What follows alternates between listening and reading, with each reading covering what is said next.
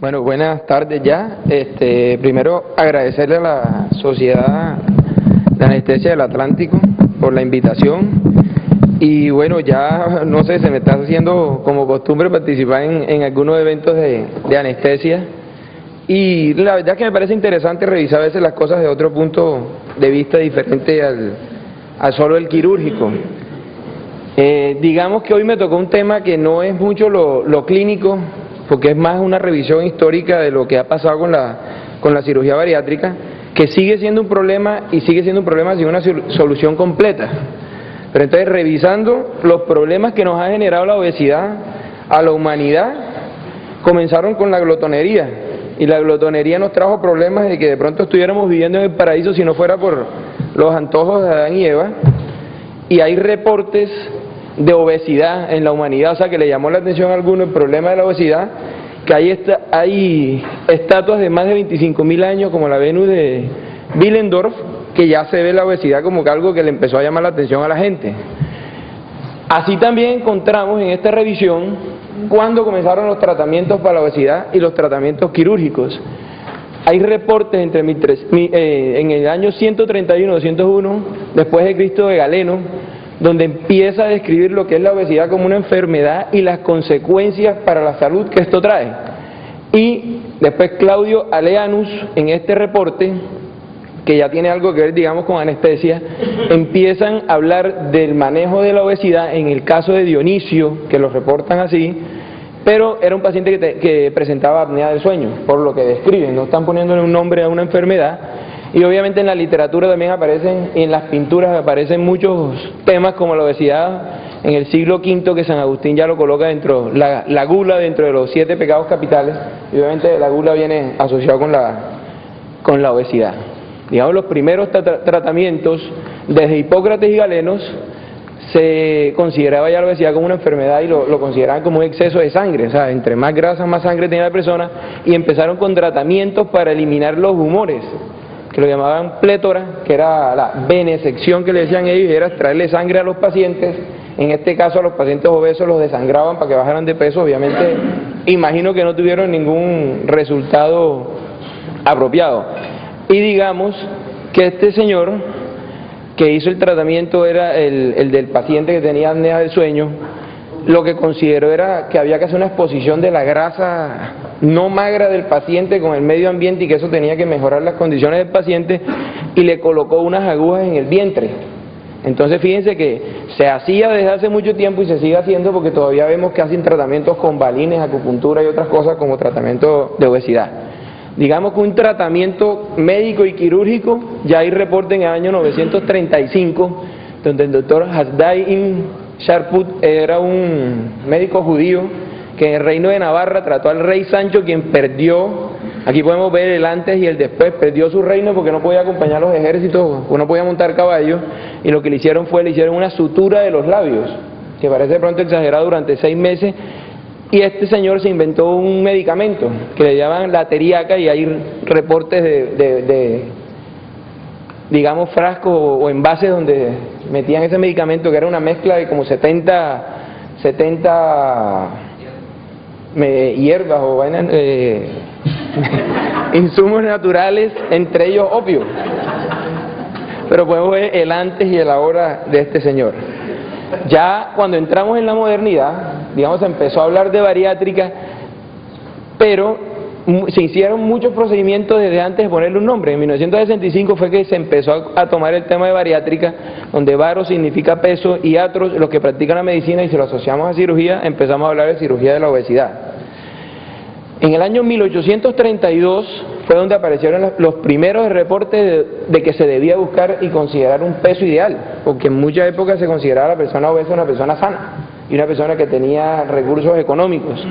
Ya en el 1959 las empresas de salud empezaron a que se tenían que definir unos parámetros de la persona sana, y fue hasta 1960 cuando la Sociedad Americana de Obesidad y Cirugía Bariátrica definió el índice de masa corporal como una medida para definir el peso y los grados de sobrepeso o obesidad que tenía el paciente. Y ya casi, digamos, en nuestros días, o en la época más moderna, los reportes empiezan en 1894 cuando se empezaron a hacer observaciones, pero ya aparecen, digamos, con términos médicos, alteraciones del balance nutricional tras resecciones intestinales en perros. Obviamente se iniciaron también procedimientos en pacientes que por algún motivo se les llevaba una resección, se podía hacer una resección masiva del intestino, y esto nos da los primeros pilares de la cirugía bariátrica, que es la malabsorción. Entonces, obviamente con todas las consecuencias nutricionales que tenían los pacientes, pero ya en 1945 el doctor Cattell, que es uno de los padres del trauma, él empezó a ver en los pacientes que por trauma se hacían resecciones masivas, pero encontró un paciente y lo reportó en esta revista, un paciente de 70 años que sobrevivió con 120 centímetros de intestino. Era un paciente obeso, el paciente bajó de peso y nunca regresó a su peso inicial, lógicamente con muchas complicaciones metabólicas que presentó este señor. Ya en el siglo XIX, digamos que el siglo de la úlcera gástrica, ya los cirujanos actuales operaron una úlcera gástrica desde el 86 que aparecieron los inhibidores de bomba de protones, es más raro. Entonces empezaron a hacer observaciones de las pérdidas de peso asociadas a las gastrectomías. Antes de esto, el estómago no se consideraba que la parte de reservorio del estómago influenciara en algo en la obesidad del paciente, más sí la absorción de nutrientes. Y Solinger y Wolf separado, no fue un estudio junto, sino que en observaciones concluían lo mismo, las secuelas nutricionales de los pacientes que eran llevados a algún tipo de gastrectomía, y se hacían unas reconstrucciones gastroentéricas, y encontraron, revisando muchos casos clínicos, que el 25% de los pacientes jamás regresaban al peso inicial. Entonces, de estas observaciones es que empezaron las personas a buscar tratamientos quirúrgicos para la obesidad.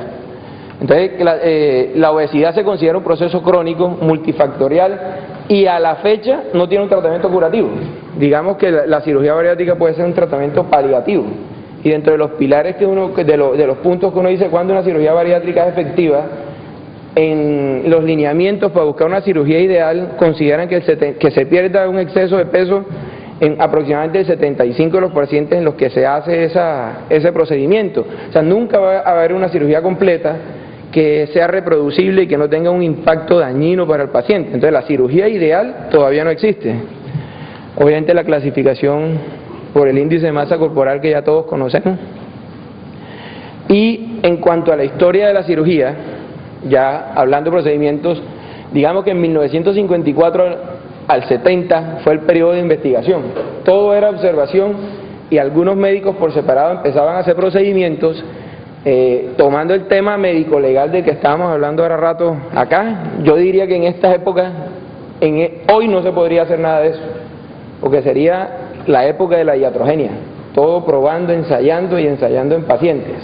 Entonces, después se cayó una época de cuestionamiento donde el reflejo de estos procedimientos y en la calidad de vida que presentaban los pacientes en estos 10, 15, 20 años, digamos que el impacto que tenía era tan importante que se consideró si era bueno o no hacer este tipo de cirugías.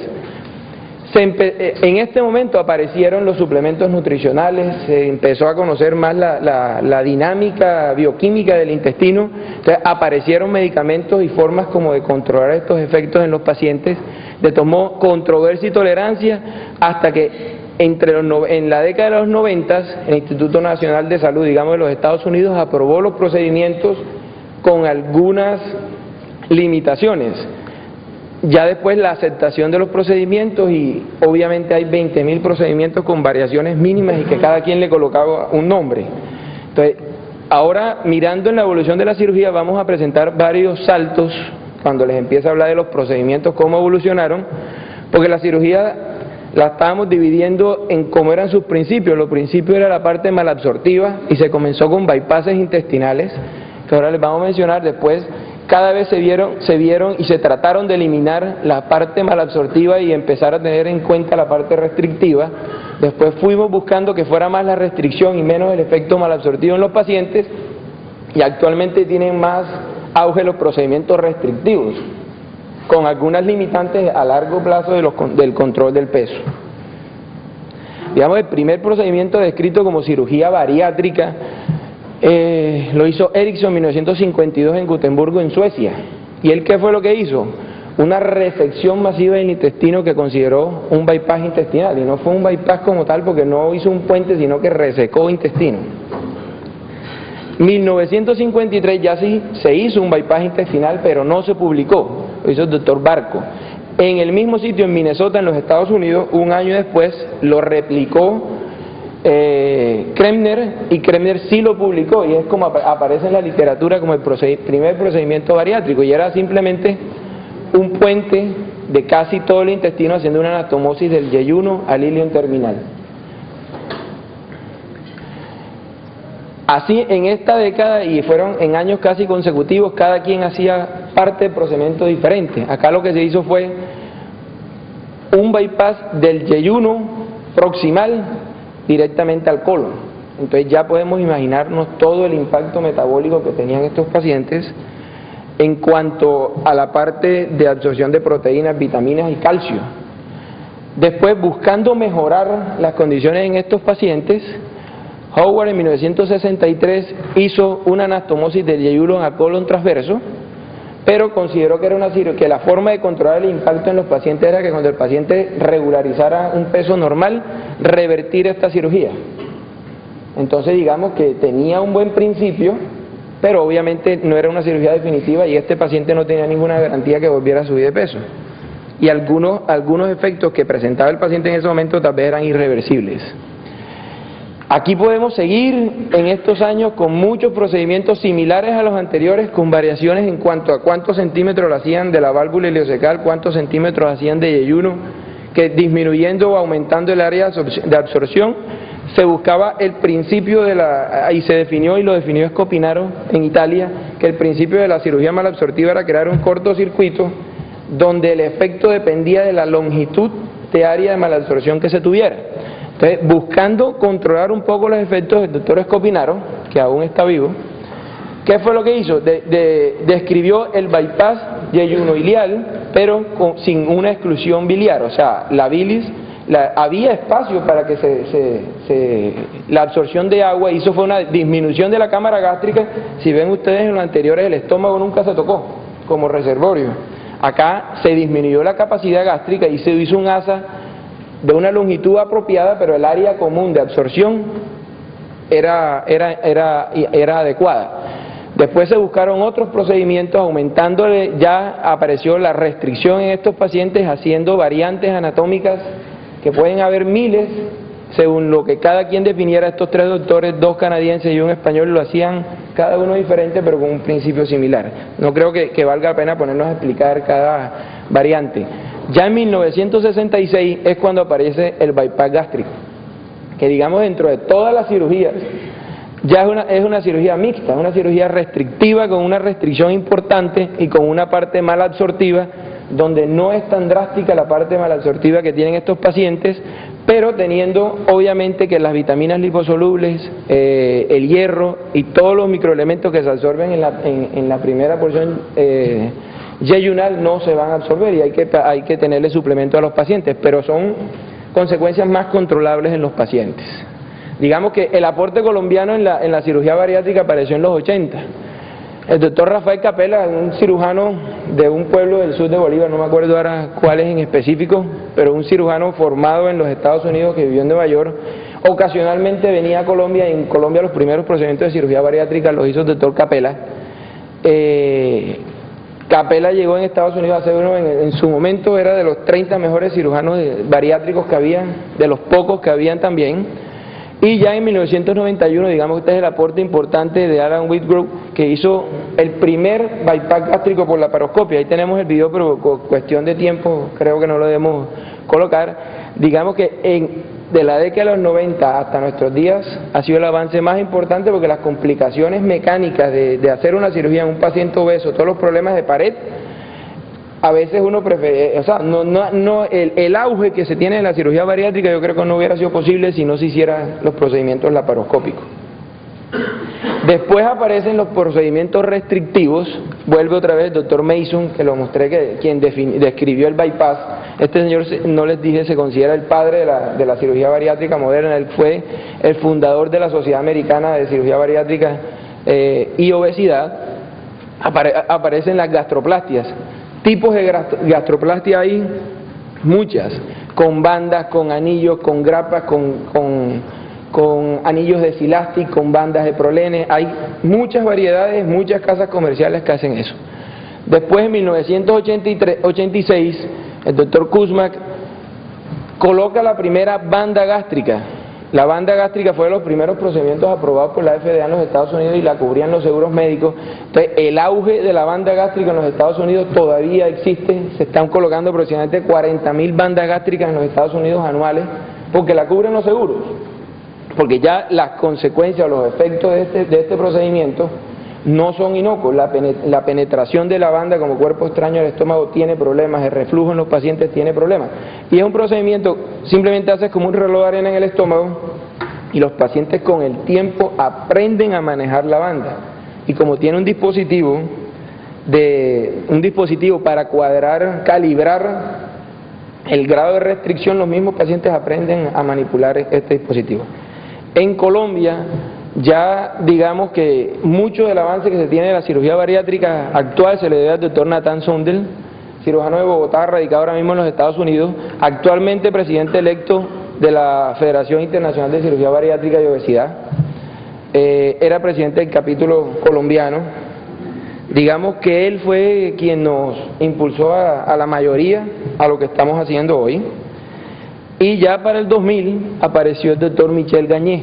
Michel Gagné fue quien describió el sleeve gástrico. El sleeve gástrico aparece como una modificación de una cirugía que ya habíamos mencionado, la del doctor Escopinaro, que se hacía una reducción del estómago y un bypass yeyuno-ilial.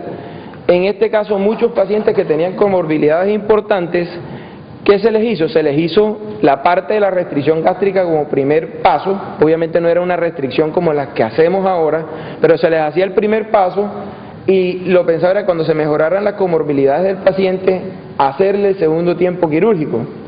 Pero era tanto el efecto benéfico, digamos, el control de las comorbilidades, que es lo principal, no tanto la pérdida de peso en los pacientes súper obesos, que los pacientes ya no querían un segundo tiempo quirúrgico. Simplemente con la resección de la capacidad gástrica los pacientes ya estaban satisfechos. Entonces ahí comenzó la manga gástrica a hacer el auge. Aquí se mira la evolución de ella. Esta es la cirugía completa, este es el primer paso y así quedamos en una manga gástrica. Ahora hay procedimientos nuevos digamos, porque no tienen más de 10 años. El doctor Rutler describió una mezcla entre el sleeve y un bypass, pero de una sola anastomosis. Entonces en el mundo se conoce como el mini bypass o el bypass de una sola anastomosis. Tiene un problema que es como la cirugía 1B1 para el tratamiento de la úlcera gástrica, es el reflujo biliar. La comida no pasa por el duodeno, pero en este momento la bilis y todo aquí regresa al estómago. Entonces hay reportes, muy pocos casos de reflujo biliario. Ustedes saben que el reflujo biliar en el estómago es una de las causas o predispone para cáncer gástrico. En muchos pacientes que se operaban de úlceras terminaban con cáncer gástrico después de 10, 15, 20 años. Hay muy pocos reportes y es una anastomosis que se hace un asa de 2 metros. Digamos que estos dos señores son los que se consideran actualmente los pilares de la cirugía bariátrica, las dos asociaciones más grandes que hay a nivel mundial, y en Colombia desde el 2009 tenemos Asociación Colombiana de Obesidad y Cirugía Bariátrica, aunque la sociedad como tal, sin el título de cirugía bariátrica, existe de 1974, pero era manejada por diabéticos, o por diabetólogos y por internistas, y algunas otras nutricionistas que participaban. Desde el 2009 la cirugía bariátrica, digamos en su boom, se asoció con esta sociedad y es quien está manejando los hilos en Colombia. Entonces, del pasado al futuro, lo importante, cuando aparecieron los criterios de selección de los pacientes, estos han variado un poco. Actualmente la sociedad americana, que no lo ha publicado, digamos, abiertamente, bajaron el límite a un índice de 30. Digamos, esto acá no es importante. Importante acá que no podemos considerar el paciente, el índice de masa corporal, que es lo que en Colombia y en casi todas partes del mundo lo rigen como los parámetros para definir cuándo un paciente tiene indicación de cirugía bariátrica. Aquí tenemos el ejemplo de Mike Johnson, 213 centímetros, 147 kilos y ¿es un paciente obeso? No es un paciente obeso. Entonces no podemos quedarnos solo con los índices de masa corporal para definir si un paciente tiene o no tiene indicación de cirugía bariátrica. Más importante pueden ser los porcentajes de grasa corporal y las comorbilidades que tienen los pacientes. Entonces no podemos tomar la cirugía bariátrica simplemente como un control de peso, sino como algo curativo o que mejore las condiciones de algunas patologías. ¿Cuál es el futuro? Digamos que pueden haber tratamientos biológicos, medicamentos, neurocirugía, desarrollo de fármacos nuevos. De pronto en 20 años no estaremos hablando de cirugía bariátrica, sino de unas pastillas. Entonces también debemos pensar, ¿será que debemos hacerle cirugías irreversibles a pacientes de 20, 30 años que en 15, 20 años de pronto ya no hay, o sea, no se necesitaba la cirugía? En la parte psicosocial, esta parte es importante. No existe una solución para la obesidad. Las políticas de educación y salud pública yo creo que es lo fundamental que necesitamos. Hacia el futuro, tratamientos endoscópicos, no todos funcionan. Hay balones intragástricos de 1 cámara, 2 cámaras, balones de aire, hay terapias endoluminales, hay plicaturas intragástricas del estómago que se hacen por endoscopia, hay barreras para recubrir el intestino, para que la parte de absorción que digamos que hacemos en un bypass es prácticamente colocarle una bolsa al intestino por dentro para que no absorba nada. Y hay otros procedimientos que digamos, yo no sé cómo lo puede tolerar un paciente, que es una sonda, casi que una gastrostomía. El paciente come, esto succiona, tritura los alimentos y el paciente va y los bota en el baño, con una gastrostomía todo el tiempo. O sea, no entiendo cómo para comer y prácticamente es como si fuera un bulímico, come pero no vomita, pero lo bota en el baño. Entonces, ¿alguna pregunta, alguna duda? Sí.